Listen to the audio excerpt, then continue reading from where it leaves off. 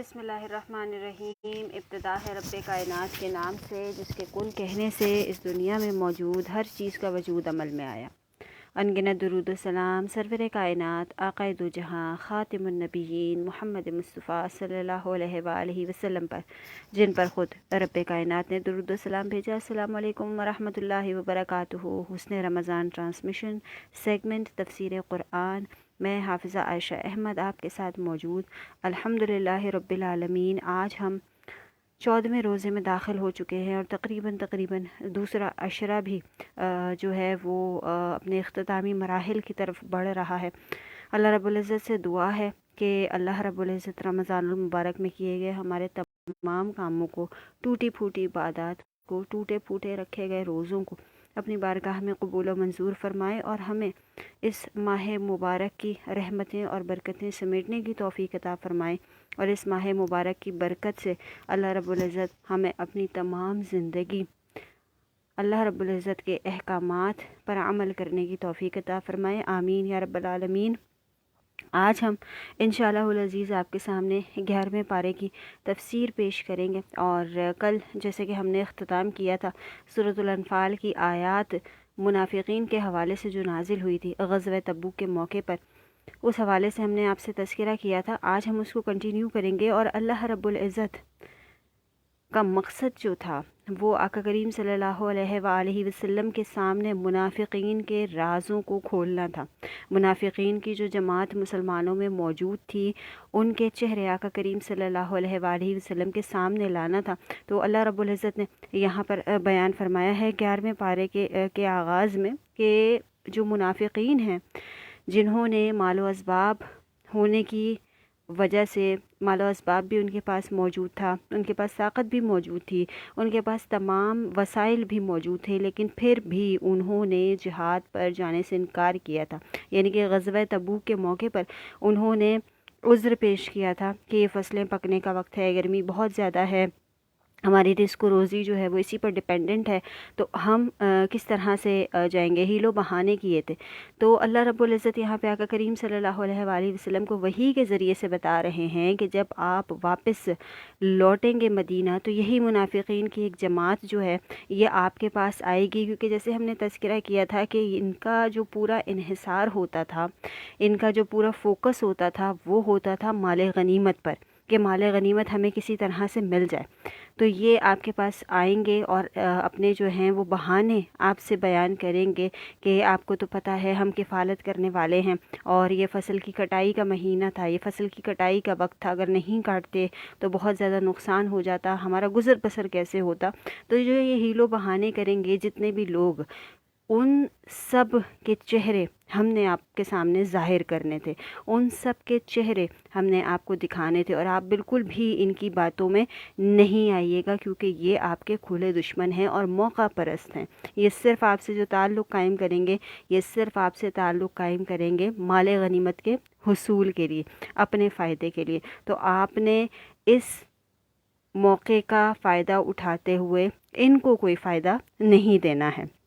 پھر اللہ رب العزت نے ان کو جھوٹا قرار دیا ہے اور کہا ہے کہ یہ قسمیں کھا کھا کر آپ کو یقین دلائیں گے، اور یہاں پر ایک مراد یہ بھی آتی ہے کہ زیادہ قسمیں کھانے والا جھوٹا ہوتا ہے، تو زیادہ قسمیں کھانے سے بھی گریز کرنا چاہیے۔ اس کے بعد اللہ رب العزت نے مخلص مسلمانوں کی تعریف بیان کی ہے۔ اللہ اکبر! کیا لوگ تھے وہ جن کا ذکر قرآن کریم میں اللہ رب العزت نے خود فرمایا ہے، کیا ان کے ایمان کا لیول تھا، کیا ان کی زندگیوں کے تقاضے تھے۔ اللہ اکبر! اللہ اکبر! اللہ پاک ہمارے ایمانوں کو بھی اسی طرح کا کر دے کہ اللہ رب العزت کی راہ میں، اللہ رب العزت کے احکامات کی پابندی کرتے ہوئے ہم کوئی بھی عذر تلاش نہ کریں، بغیر کسی عذر کے، بغیر کسی سوال جواب کے ہم اللہ رب العزت پر اس طرح سے ایمان لے آئیں جس طرح سے ایمان لانے کا حق ہے، آمین۔ اللہ رب العزت مخلص مسلمانوں کی تعریف بیان کرتے ہوئے فرما رہے ہیں کہ یہ ہم پر توکل رکھتے ہیں، ان کو اپنے مال و اسباب کی فکر نہیں ہے، انہوں نے سچے دل سے ہمیں قبول کیا ہے، ہم ان کو قبول کرتے ہیں۔ یہ لوگ جھوٹ بول کر، دغا دے کر، بہانے بازی کر کر میری راہ سے پیچھے نہیں ہٹتے ہیں، یہ لوگ میرے بندے ہیں، یہ لوگ صرف میرے اطاعت گزار بندے ہیں، اور اگر یہ کوئی غلطی کرتے ہیں، اس کا اعتراف کرتے ہیں، تو یہ مجھ پر لازم ہے کہ میں ان کو معاف فرما دوں۔ اللہ اکبر، اللہ اکبر۔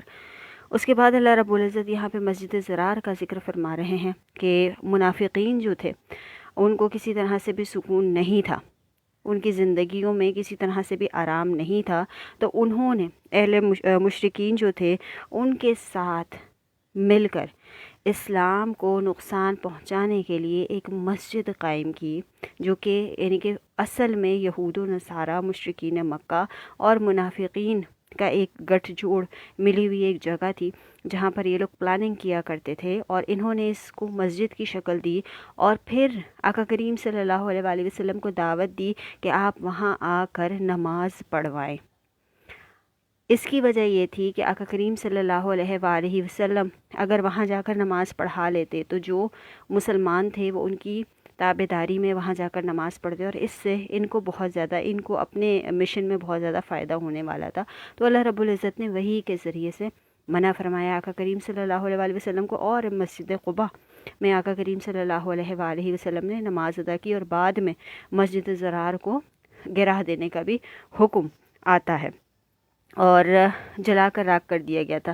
احادیث میں بھی آتا ہے اور قرآنی آیات میں بھی آتا ہے کہ مسجد ضرار کو جلا کر راکھ کر دیا گیا تھا۔ پھر اللہ رب العزت آگے اہل ایمان کی صفات بیان کرتے ہیں، اور اللہ رب العزت فرماتے ہیں کہ ہر مومن میں اللہ رب العزت نے یہ صفت پیدا کی ہے کہ وہ توبہ کرنے والا ہوتا ہے، وہ عبادت کرنے والا ہوتا ہے، اللہ کی حمد و ثنا بیان کرنے والا ہوتا ہے، روزہ رکھنے والا ہوتا ہے، رکوع کرنے والا ہوتا ہے، سجدہ کرنے والا ہوتا ہے، نیک کاموں کا حکم دینے والا ہوتا ہے، اور برے کاموں سے بچنے والا ہوتا ہے۔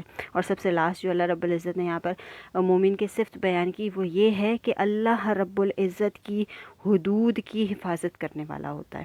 اگر مومنین کی صفات جتنی میں نے آپ کو بتائی ہیں ان پر ہم فوکس کریں تو اس میں حقوق اللہ بھی کور ہوتے ہیں اور حقوق العباد بھی کور ہوتے ہیں۔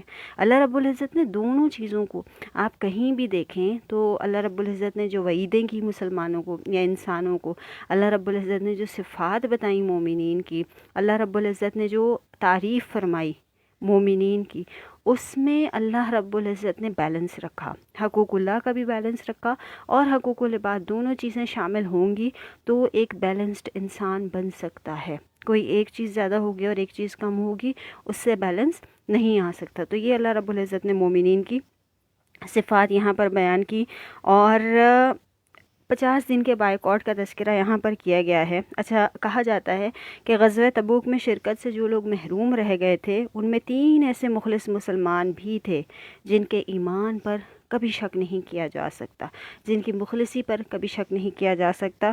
ان میں حضرت کعب بن مالک، ہلال بن امیہ اور مرارہ بن ربی شامل تھے۔ اب کہا جاتا ہے انہوں نے کوئی عذر نہیں تراشا اور وہ صاف صاف اعتراف کر لیا کہ سستی، غلطی، کاہلی، اس بنا پر ہم اس جنگ میں شامل نہیں ہو سکتے۔ تو ان کے معاملے کو الگ رکھا گیا اور 50 دن کا جو ہے بائیکاٹ اس کو یعنی کہ ان کے ساتھ کر دیا گیا، کوئی بھی بات نہیں کی گئی، 50 دن تک ان کو کسی بھی چیز میں شامل نہیں کیا گیا، اور ان سے ہر طرح کی لا تعلقی کا اختیار کر لی گئی۔ اور پھر اللہ رب العزت نے وحی کے ذریعے ان کی توبہ کو قبول کیا اور کہا کہ جتنی سزا ان کو ملنی تھی وہ مل چکی ہے۔ انہوں نے کسی بھی طرح کا کوئی جھوٹ نہیں بولا، بلکہ جو اصل حقیقت تھی وہ آقا کریم صلی اللہ علیہ وآلہ وسلم کے سامنے کھول کر بیان فرما دی، اور توبہ کی قبولیت کا دروازہ جو ہے وہ ہمیشہ کھلا ہے، اس لیے اللہ رب العزت نے ان کو معاف فرما دیا۔ اس کے بعد اللہ رب العزت اہل ایمان کو تاکید کر رہے ہیں 4 باتوں کی۔ کون کون سی باتوں کی تاکید کر رہے ہیں؟ کہ خفیہ اور اعلانیہ تقوی کو لازم پکڑیں، یعنی کہ خفیہ طور پر جو آپ کے باطنی معاملات ہیں۔ اچھا، ہم لوگوں کا نا آج کل ایک ٹرینڈ بن گیا ہے، اگر میں کہوں تو یہ جو ٹرینڈ ہے نا، یہ ٹرینڈ بڑا خطرناک ہے۔ یہ ٹرینڈ بن گیا ہے کہ ہم لوگوں کو اچھا دکھانے کے لیے خود کو ظاہری طور پر اپنے گناہ اور غلطیاں لوگوں کے سامنے خود بیان فرماتے ہیں۔ اللہ رب العزت نے فرمایا کہ جو کسی کی پردہ پوشی کرے گا میں اس کی پردہ پوشی کروں گا، کسی کے لیے فرمایا۔ لیکن سب سے پہلے جو چیز امپلیمنٹ ہوتی ہے وہ انسان کی اپنے ذات پر ہوتی ہے۔ اگر اللہ رب العزت آپ کی پردہ پوشی فرما رہے ہیں تو آپ کون ہوتے ہیں اپنی غلطیوں کو، اپنے گناہوں کو لوگوں کے سامنے پارسا بننے کے لیے پیش کرنے والے؟ اللہ رب العزت نے تو آپ کا پردہ رکھا ہوا ہے. تو یہ چیز جو ہے یہ ایک المیہ ہے. اس چیز سے ہمیں بچنا چاہیے کہ ہم خود کو پارسا ثابت کرنے کے لیے دوسروں کے سامنے اپنے گناہوں کا اقرار نہیں کر سکتے. اللہ رب العزت کی یعنی کہ آپ نے ایک اللہ رب العزت نے جو چیز آپ کے لیے خاص کی، آپ اس کو خود بخود جھٹلا رہے ہیں، آپ اس کو خود بخود لوگوں کے سامنے بیان کر رہے ہیں. اس چیز سے منع فرمایا گیا ہے. تو یہاں پر اللہ رب العزت نے مومنین کو تاکید کی. پہلی تاکید یہ تھی کہ آپ خفیہ اور اعلانیہ تقوی اختیار کریں گے، یعنی کہ جو آپ کی روحانی بیماریاں ہیں ان پر بھی قابو پانے کی کوشش کریں گے، اور جو آپ لوگوں کے سامنے آپ کا ایٹیٹیوڈ ہے وہ بھی آپ درست کریں گے. عمل جو ہے اس لازم پکڑ لیجئے، اور عمل اگر آپ کریں گے تو آپ کی زندگی اور آخرت دونوں سے بڑھ جائے گی. اس کے بعد اللہ رب العزت نے منافقین سے دور رہنے کی تاکید فرمائی ہے انسانوں کو، مسلمانوں کو، مومنین کو، کہ منافقین جو ہیں ان سے آپ دور رہیں گے، یہ آپ کے دوست نہیں ہیں. تیسرا، رزق کی تنگی اور کشادگی میں اللہ رب العزت اور رسول کریم صلی اللہ علیہ وآلہ وسلم کو ترجیح دیں گے. اگر آج کے حوالے سے میں بات کروں تو ہم کیا اذان کے وقت، نماز کے وقت اپنے کاروباروں اور اپنے کاموں کو چھوڑ کر وہ وقت خاص کرتے ہیں اللہ رب العزت یا رسول کریم صلی اللہ علیہ وآلہ وسلم کے لیے؟ نہیں. حکم کیا دیا کہ رزق کی تنگی سے اور کشادگی سے بچنے کے لیے، یعنی کہ جو آپ کا رزق ہے، آپ کو یہ خوف ہے کہ اگر آپ نے یہ کام کیا، اگر آپ نے اس وقت دکان بند کر دی، یہ تو سیل کا ٹائم ہے، تو آپ کے یعنی کہ جو انکم ہے اس میں کمی آ جائے گی. اللہ رب العزت کی ذات اور آقا کریم صلی اللہ علیہ وآلہ وسلم کی ذات پر فوکس ہونا چاہیے، وہ پہلے درجے پر ہونا چاہیے. یہ حکم دے دیا مومنین کو. اور ہر قسم کی عبادت کا اجر اللہ رب العزت کی طرف سے ملے گا. ہم جو فوراً جتانا شروع کر دیتے ہیں نا، میں نے تو تمہارے لیے یہ کیا تھا، میرا وقت آیا تو تم سائڈ پہ ہو گئے. کوئی بھی آپ عمل کریں اس کا اجر صرف اور صرف اللہ رب العزت سے طلب کریں، کیونکہ وہی بہتر اجر دینے والا ہے، اور کوئی انسان آپ کو کسی بھی کام کا اجر نہیں دے سکتا. اور اللہ کے دین کے لیے اگر مشقت اٹھانی پڑے تو اس سے پیچھے نہ بھاگیں. ہماری ڈیلی لائف کی آج کل کی چھوٹی سی اگزامپل، نماز فجر. نیند سے آنکھ نہیں کھلتی، بہت مشکل ہے اٹھنا، تو اگر دین کے لیے مشقت اٹھانی پڑے تو اس کا دوہرا اجر اللہ رب العزت نے فرما دیا ہے. اس کے بعد اللہ رب العزت یہاں پر فرما رہے ہیں اسلامی مملکت کی ضروریات کیا کیا ہوتی ہیں. ایک اسلامی سٹرکچر جو آپ کھڑا کرتے ہیں وہ کن کن ریکوائرمنٹس پر کھڑا ہوتا ہے، کیا کیا ریکوائرمنٹس ہوتی ہیں.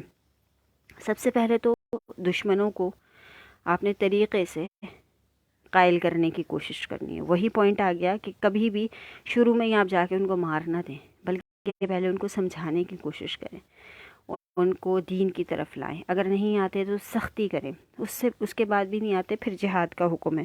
تو اللہ رب العزت نے کیا فرمایا کہ کچھ پلرز ہیں ایسے جو کہ اسلامی مملکت کی ضرورت ہیں، صرف جہاد نہیں ہے. ان میں کیا کیا اللہ رب العزت نے فرمایا؟ مدرس، مربی، معلم، قاضی، عامل، حاکم اور منتظم. یہ لوگ اگر آپ کے پاس موجود ہوں گے پراپر انداز میں، اپنی فیلڈز میں کامیاب لوگ، تو ایک اسلامی مملکت بہترین انداز میں قائم ہو سکتی ہے. اگر میں سلطنت عثمانیہ کی بات کروں تو سلطنت عثمانیہ میں جو ان کا ٹارگٹ تھا زیادہ، وہ علماء کرام تھے، وہ پڑھائی لکھائی تھی. جہاد تو تھا ہی تھا، لیکن وہ ان چیزوں پر بھی فوکس کرتے تھے. ایسے ہی نہیں، بغداد ایک زبردست تعلیمی مرکز بن گیا. وہاں پر لوگ آج بھی جا کر علم حاصل کرتے ہیں اور اپنے آپ کو بڑا خوش قسمت سمجھتے ہیں. تو یہ چیزیں، یہ پوائنٹس بڑے امپورٹنٹ ہیں کہ جہاد کے ساتھ ساتھ علم کا حصول بہت زیادہ ضروری ہے اگر آپ کو ایک کامیاب ریاست بنانی ہے. اس کے بعد اللہ رب العزت نے حکم دیا کہ دین کی سمجھ جو ہے وہ ہر کسی میں ہونا بہت ضروری ہے. اور فقیہی شیطان، یعنی کہ جن لوگوں کے پاس علم نہیں ہے لیکن وہ علم والے بننے کی کوشش کرتے ہیں، وہ 1000 عالموں سے جو کہ سوئے ہوئے ہیں ان سے بہتر ہے۔ یعنی کہ میں نے علم کا علم حاصل کر لیا لیکن میں دوسروں تک اس کو نہیں پہنچا رہی، اور اس وجہ سے ان لوگوں کو موقع مل رہا ہے جو کہ من گھڑت علم لوگوں تک پہنچا رہے ہیں۔ تو ایسے لوگوں سے بچنا بہت زیادہ ضروری ہے۔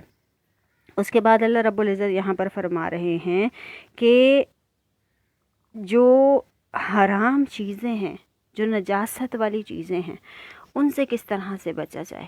اب یہاں پر نجاست والی چیزوں میں کس چیز کا ذکر آ رہا ہے کہ اللہ رب العزت کی احکام کی روگردانی۔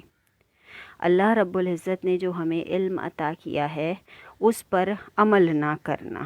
اللہ رب العزت یہاں پر سورت کی آخری آیت میں آقا کریم صلی اللہ علیہ وسلم کی تعریف بیان کرتے ہوئے فرما رہے ہیں، اور اللہ رب العزت نے اپنے 2 اسماء الحسنہ 2 نام جو ہیں وہ منتخب کیے ہیں یہاں پر، رؤوف الرحیم، اور اللہ رب العزت اپنے ان ناموں کے ذریعے آقا کریم صلی اللہ علیہ وسلم کی تعریف فرما رہے ہیں اور کہہ رہے ہیں کہ اس میں کوئی شک نہیں ہے کہ آقا کریم صلی اللہ علیہ وآلہ وسلم تمام انسانیت کے لیے شفیق اور مہربان ہیں۔ حضرت عباس رضی اللہ تعالی عنہ فرماتے ہیں اللہ تعالیٰ نے اپنے ناموں میں سے یہ 2 نام آپ صلی اللہ علیہ وآلہ وسلم کے سوا کسی کے لیے جمع نہیں فرمائے، یعنی کہ صرف آپ صلی اللہ علیہ وآلہ وسلم کو اللہ رب العزت نے رؤوف اور رحیم کہہ کر مخاطب فرمایا، جو کہ اللہ رب العزت کے صفاتی نام ہیں۔ یہاں پر سورہ انفال کے اختتام ہوتا ہے اور سورہ یونس کا آغاز ہوتا ہے۔ بڑا زبردست واقعہ حضرت یونس علیہ السلام کا، اور بادشاہ، غلام، حاکم، محکوم سب کے لیے آئے اوپنر ہے۔ یہ صورت مکی ہے اور اس کی 109 آیات اور 11 رکوع ہیں، اور اس صورت کا نام سورہ یونس اس لیے رکھا گیا ہے کیونکہ اس میں یونس علیہ السلام کے واقعے کا تذکرہ ہے، اور اس میں بھی جو ہے ایمان کے بنیادی عقائد جو ہیں ان پر بحث کی گئی ہے۔ کتاب اللہ اور رسول اللہ، صورت کے ابتداء میں کتاب اللہ اور رسول اللہ کی جو تعلیمات ہیں اس کا ذکر ہوتا ہے، اور بعد میں بتایا گیا ہے کہ خاتم النبیین محمد مصطفیٰ صلی اللہ علیہ وآلہ وسلم کی نبوت اور رسالت سے کسی کو تعجب نہیں ہونا چاہیے، کیونکہ جو بھی رسول آتا رہا وہ آپ صلی اللہ علیہ وآلہ وسلم کے آنے کی گواہی دیتا رہا۔ جیسے کہ ہم نے تذکرہ کیا تھا کہ آقا کریم صلی اللہ علیہ وآلہ وسلم کا نام ہر کتاب میں موجود ہے، احمد کے نام سے ان کو جانا جاتا ہے۔ بائبل میں جو آقا کریم صلی اللہ علیہ وآلہ وسلم کا انٹروڈکشن ہے وہ احمد کے نام سے دیا گیا ہے، آپ کی تمام صفات اس میں بیان کی گئی ہیں۔ تو کوئی ایسے اللہ رب العزت فرما رہا ہے تعجب کی بات نہیں ہے آقا کریم صلی اللہ علیہ وآلہ وسلم کا اس دنیا میں تشریف لانا۔ پھر آگے چل کے اللہ رب العزت بیان فرما رہے ہیں خالق اور مخلوق کے درمیان کیا تعلق ہونا چاہیے۔ ربوبیت، الوہیت کا تذکرہ یہاں پر کیا گیا ہے، اور عبودیت کی حقیقت بیان کی گئی ہے یہاں پر، اور ان تینوں کو سامنے رکھتے ہوئے انسان اور بندے کا تعلق اللہ رب العزت اور بندے کا تعلق یہاں پر بیان کیا جا رہا ہے۔ غور و فکر کرنے کا حکم ہے۔ اللہ رب العزت کی عطا کردہ نعمتوں میں غور و فکر کرنے کا حکم ہے۔ جب ہم غور و فکر کریں گے ہمیں دین کو سمجھنے میں بہت زیادہ آسانی ہوگی۔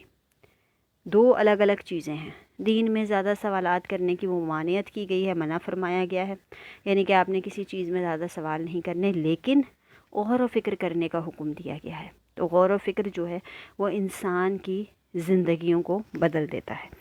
اس کے بعد اللہ رب العزت یہاں پر 2 گروہوں کا تذکرہ کر رہے ہیں، ایک گروہ جھٹلانے والا یعنی کہ تکذیب کرنے والا، اور دوسرا گروہ تصدیق کرنے والا یعنی کہ ماننے والا۔ تکذیب کی بڑی وجہ کیا تھی کہ بعض لوگ اپنی اولاد کے لیے عذاب اور ہلاکت کی دعائیں مانگا کرتے تھے۔ کیوں مانگا کرتے تھے؟ اس کی وجہ یہ تھی کہ انسان کی فطرت میں جلد بازی ہے۔ جب حضرت آدم علیہ السلام کو اللہ رب العزت نے تخلیق کیا تھا اور روح پھونکی تھی ان میں، تو انہوں نے ابھی روح مکمل طور پر ان کے جسم میں داخل نہیں ہوئی تھی، انہوں نے اٹھنے کی کوشش کی تھی۔ تو انسان جو ہے وہ جلدی میں رہتا ہے، جلد باز ہے، اس لیے اگر ان پر کوئی پریشانی آتی ہے تو وہ اس پریشانی کو ہینڈل کرنے کے بجائے، اس پریشانی پر صبر کرنے کے بجائے موت کی دعائیں مانگتے ہیں۔ تو یہ ایک تذکرہ اللہ رب العزت یہاں پہ فرما رہے ہیں۔ اور جھٹلانے والوں کا حال کیا ہوتا ہے؟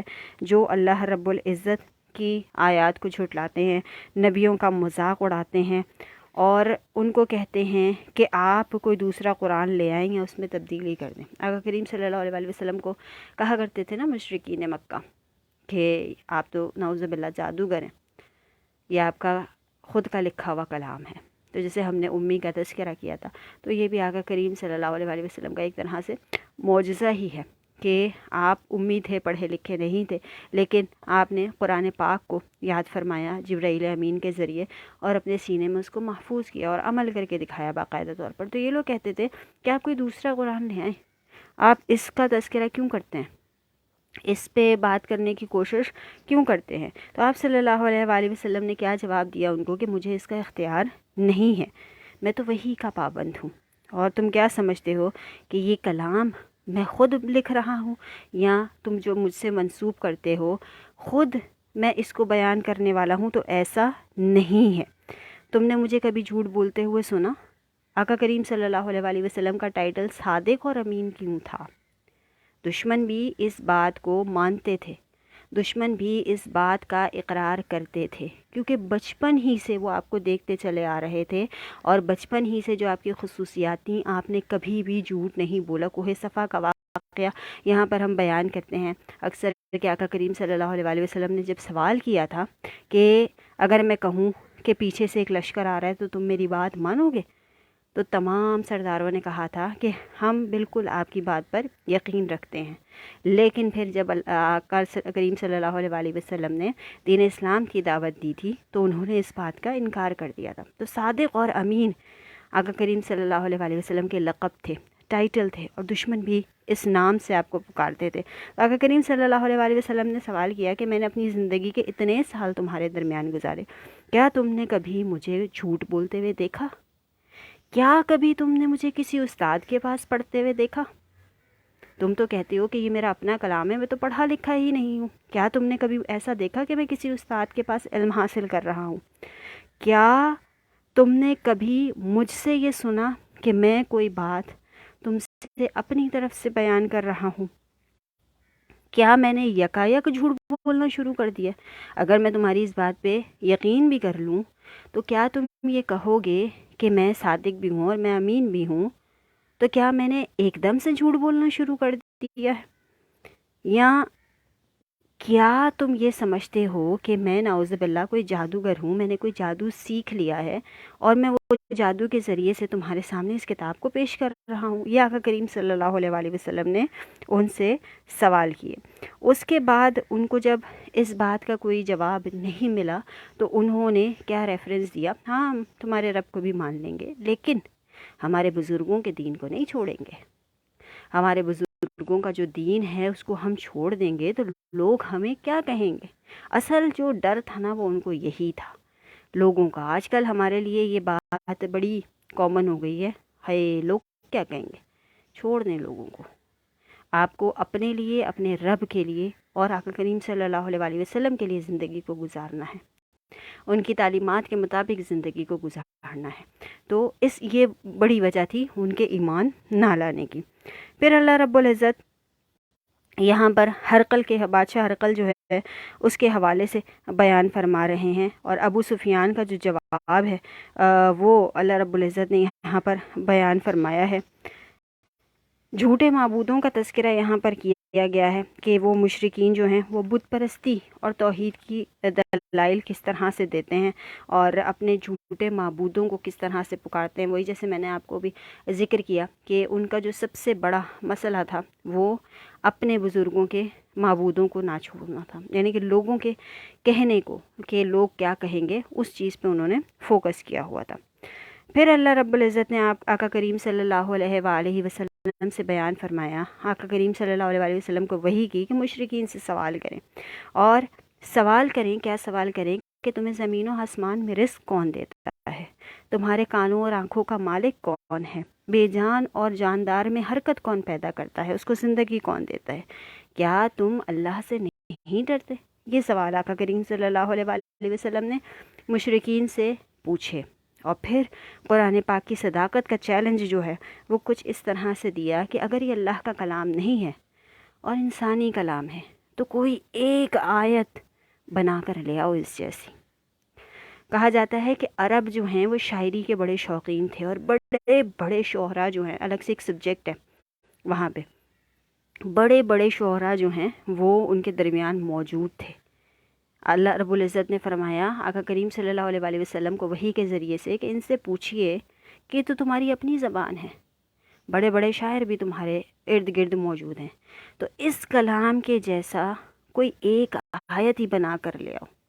لیکن وہ سب ناکام رہے، اور اِنَّا أَعْطَيْنَاكَ الْكَوْثَرَ فَصَلِّ لِرَبِّكَ وَانْحَرْ إِنَّ شَانِئَكَ هُوَ الْأَبْتَرُ، خانہ کعبہ کے سامنے لکھ کر لگا دی گئی کہ اس جیسی لے آؤ، اتنی چھوٹی لے آؤ، لیکن ان میں کوئی بھی کامیاب نہیں ہو سکا، کیونکہ یہ انسانی کلام نہیں تھا اور یہ اللہ رب العزت کا کلام تھا۔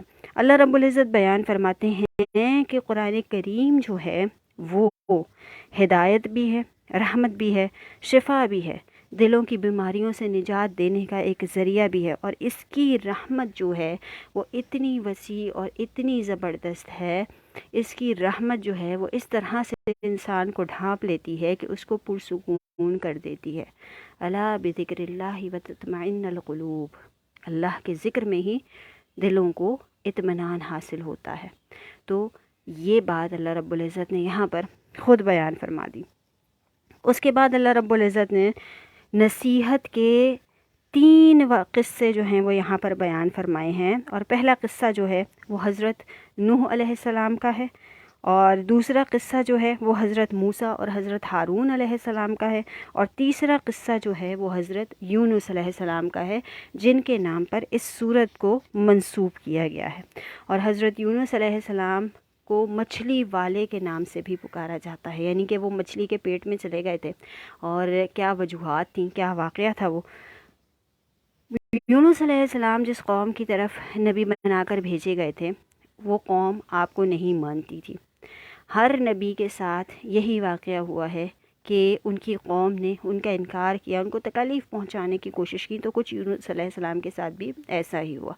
آپ ان کو دعوت دیتے رہے، انہوں نے آپ کی دعوت کو قبول نہیں کیا، آپ کو طرح طرح سے پریشان کرنے کی کوشش کی۔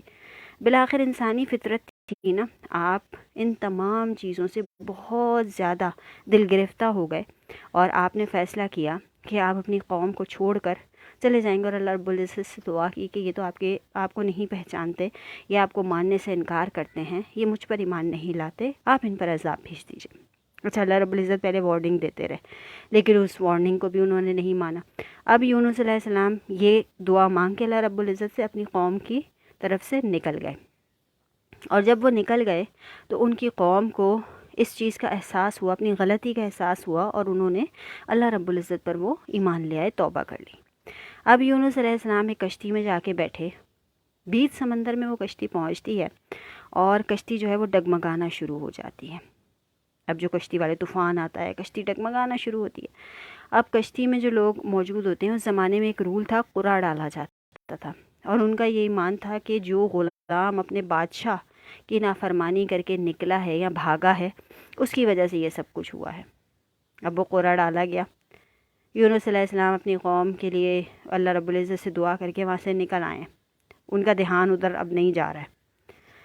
قرعہ ڈالا گیا، پہلی بار قرعے میں یونس علیہ السلام کا نام نکلا، دوسری بار کیونکہ یونس علیہ السلام کو لوگ پہچانتے تھے، جانتے تھے، ان کی جو عادات و اطوار تھے اس سے بھی واقف تھے، وہ بڑے پریشان ہوئے، یہ کیا ہوا؟ میں نے نہیں دوبارہ قرعہ ڈالا۔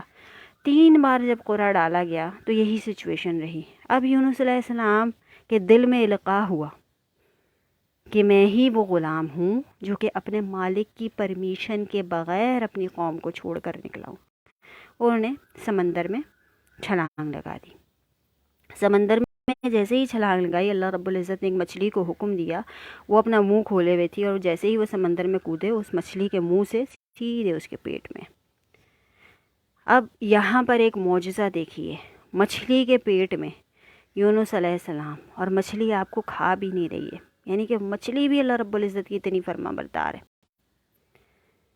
مچھلی کے پیٹ میں رہے، اللہ رب العزت سے استغفار کے کلمات سیکھے، اللہ رب العزت نے استغفار کے کلمات سکھائے، اور پھر جب آپ کی توبہ قبول ہوئی تو مچھلی نے آپ کو خشکی کے پاس آ کر باہر پھینک دیا، اور پھر کہتے ہیں کہ اللہ رب العزت نے ایک لوکی کا جو پودا ہے وہ وہاں پر لگا دیا، اور آپ بے انتہا کمزور تھے، مچھلی کے پیٹ میں کیونکہ رہے، بے انتہا کمزور تھے، آپ نے وہ لوکی کا جو سبزی ہے اس کو اپنی غذا بنایا، اور پھر اللہ رب العزت سے معافی طلب کی اور اپنی قوم کی طرف لوٹے۔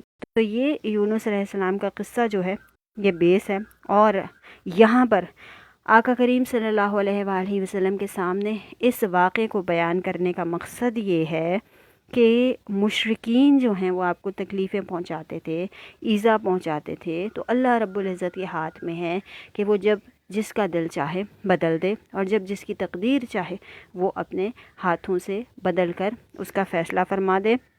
یہاں پر اہل نینوا کا بھی تذکرہ اللہ رب العزت نے فرمایا ہے، اور مومنین کو بشارتیں بھی دی ہیں۔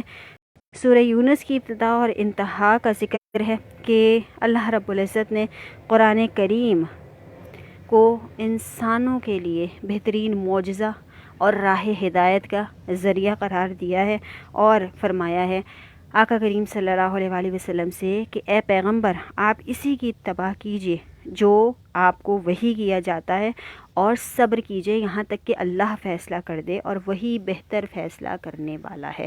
یعنی کہ آقا کریم صلی اللہ علیہ وآلہ وسلم جب پریشان ہو گئے تھے بہت زیادہ اپنی قوم سے، تو یہ واقعہ بیان کرنے کے بعد، یونس علیہ السلام کے واقعے کا ذکر کرنے کے بعد، اللہ رب العزت فرماتے ہیں کہ جو ہم آپ کو کہہ رہے ہیں، جو ہم آپ کو بتا رہے ہیں، جو ہم آپ کو سمجھا رہے ہیں، اس کو آپ سمجھ لیجئے، اسی کی اتباع کیجئے، اسی کے مطابق زندگی کو گزاریے، انہی تعلیمات کو امپلیمنٹ کیجئے اور صبر کیجئے یہاں تک کہ اللہ اپنا فیصلہ سنا دے۔ آپ نے اپنا دل نہیں ہارنا، دل چھوٹا نہیں کرنا، کیونکہ آپ سے پہلے بھی جو نبی آئے تھے ان کے ساتھ بھی یہی سب کچھ ہوا تھا۔ اللہ کریم ہم سب کو قرآن مجید کو پڑھنے، اس کو سمجھنے اور اس پر عمل کرنے کی توفیق عطا فرمائے۔ انشاءاللہ العزیز کل اسی وقت دوبارہ آپ کی خدمت میں حاضر ہوں گے۔ آج ماشاءاللہ بہت سے لوگوں نے ہمیں جوائن کیا، اور بہت بہت شکر گزار ہوں میں سائم آپ کی، بہت شکریہ۔ Doctor Maria Ali, thank you so much, جس طرح سے آپ لنکڈ رہتی ہیں اور ہر چیز میں آپ اپنی رائے کا اظہار کرتی ہیں، بتاتی ہیں، بہت بہت شکریہ۔ رانا عامر صاحب، شاف، تھینک یو سو مچ۔ اور جن جن لوگوں نے ابھی ایک تصویر مجھے نظر آئی تھی، اور وہ تصویر تھی ہمارے آغا اویس ربانی کی، بہت بہت شکریہ آغا کہ آپ نے سوئچ کیا۔ آپ کی سپورٹ اور آپ کی ہمت دینے اور آپ کا حوصلہ بڑھانے کی وجہ سے آج ہم یہاں پر موجود ہیں۔ بہت بہت شکریہ۔ اپنا بہت خیال رکھیے گا، مجھے اور میری ٹیم کو اپنی دعاؤں میں یاد رکھیے گا۔ اللہ حافظ۔